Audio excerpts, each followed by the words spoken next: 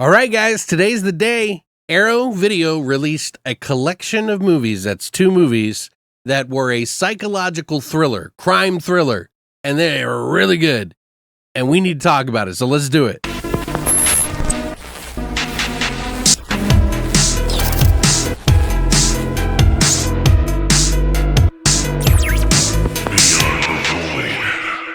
What's up, guys, and welcome back to Beyond the Void. My name is Alex, and today we're going to be doing a spoiler-free review of 2 movies in a collection of Nightwatch.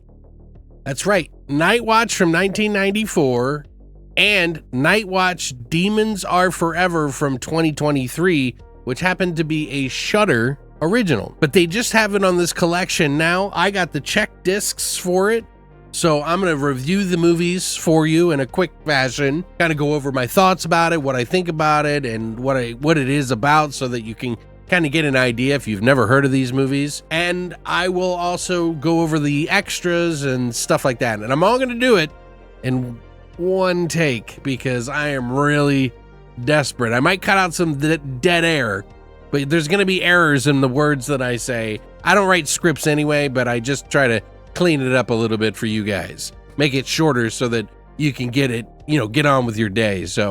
But I'm going to do the reviews first, and we'll kick it off with Nightwatch from 1994, and let's go. So Nightwatch, 1994, directed by a Danish director and writer, Ole Bornedal, who made the sequel for this movie.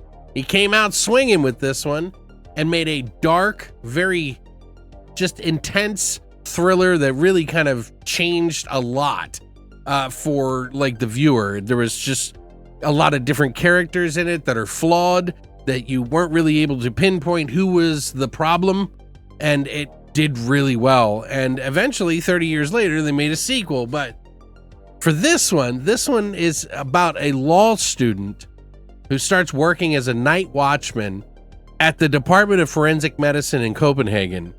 And his crazy friend gets him on a game of dare, and they start daring each other to do crazy stuff that's unhinged.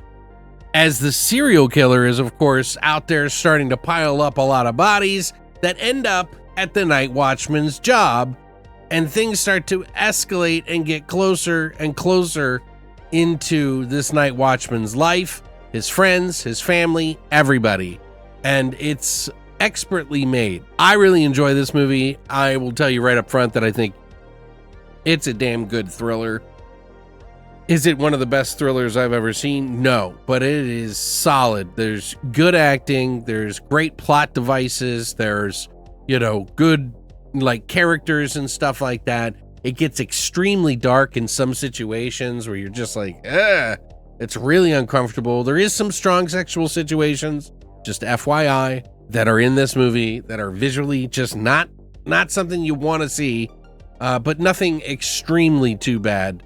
But it definitely gets in there to make you feel uncomfortable. I really like this movie. His best friend, this guy Jens, is Martin is the watchman, and his best friend is Jens, who is kind of like his old pal that he's had his whole life. Jens is kind of the crazy guy who always is out for a good time, can't settle down in his life. And Martin's a little bit of both. He's the guy that wants to settle down, but still wears that, old self like a badge. He's only 24 in this movie, so pretty young. But he has a girlfriend, and this movie really kind of preys on all the different types of relationships that are out there.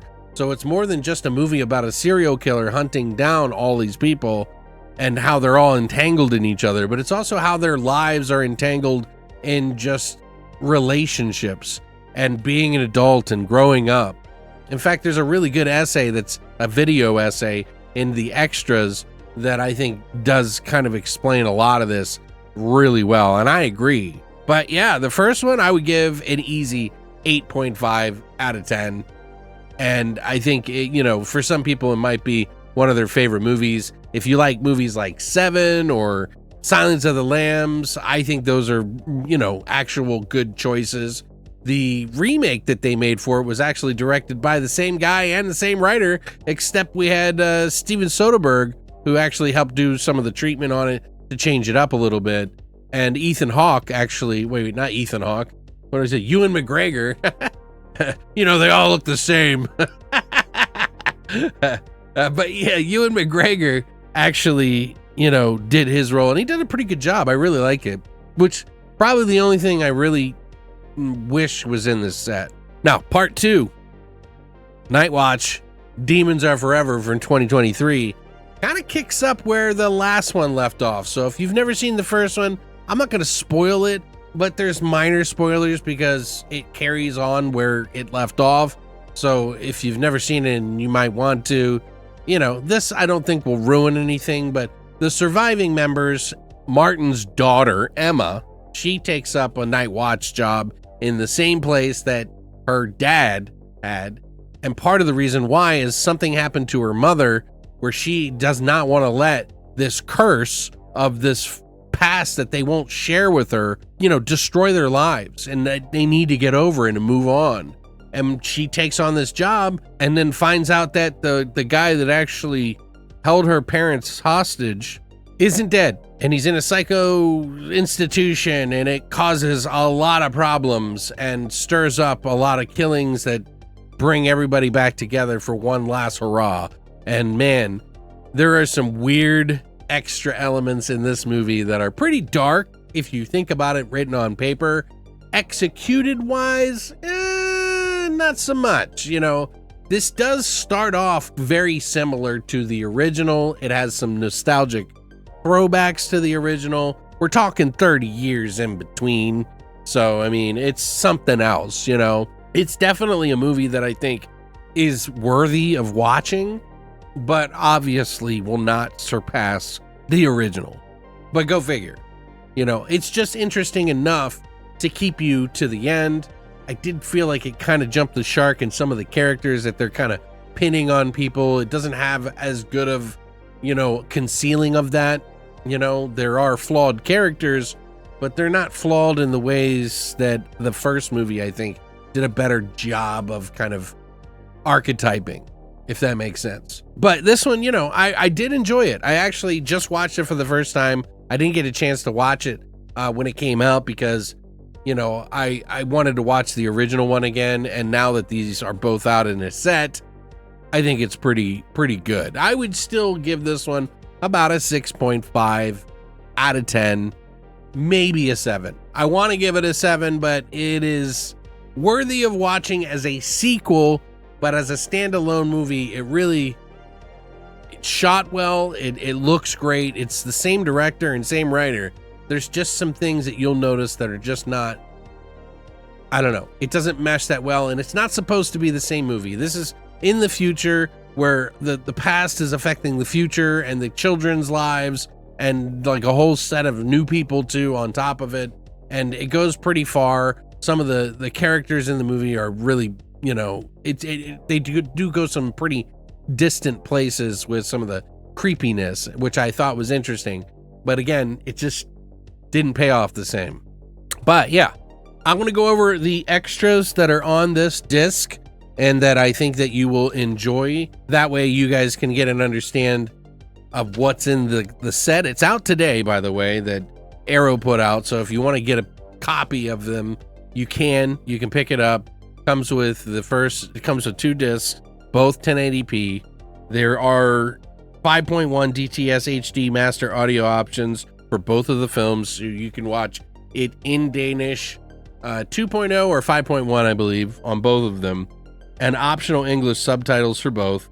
You got a reversible sleeve, which I only got the check discs, so I don't have the actual physical release, although I hope Arrow one day finds me of value and I can do just a magnifique job at like actually showing you guys just how beautiful their release is. But yeah, I'll get into more of that in a second. There is a double-sided fold-out poster with commissioned artwork by Peter Strain, illustrated collector's booklet featuring a new writing on the films by Eva Novrup Redvall, who I guess is, you know, probably has done a couple of these for Arrow.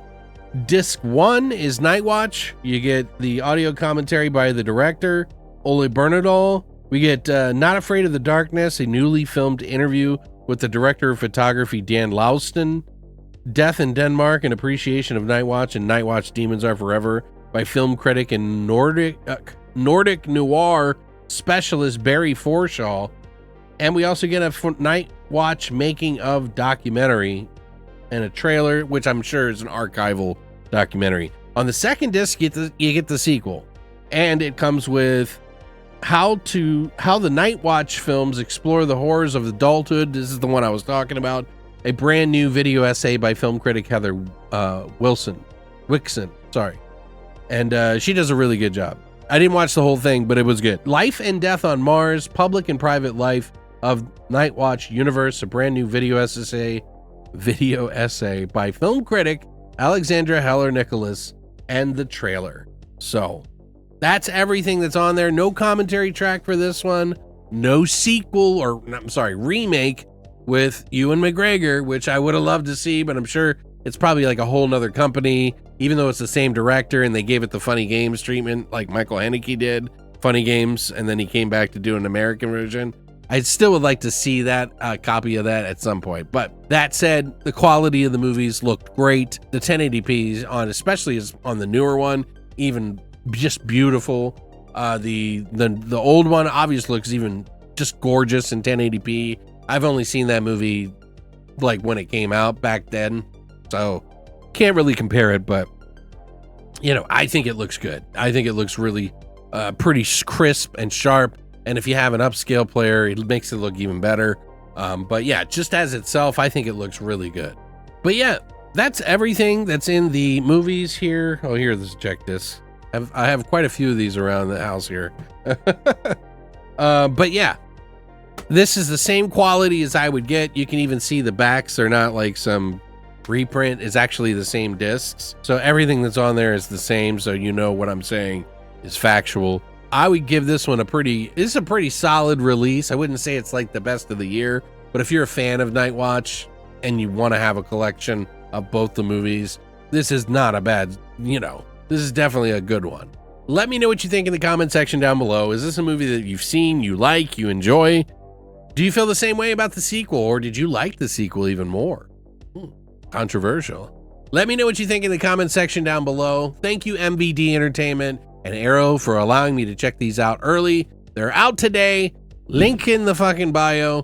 Please pick up a copy. If you do from here, it throws like 20 cents at me every time you do.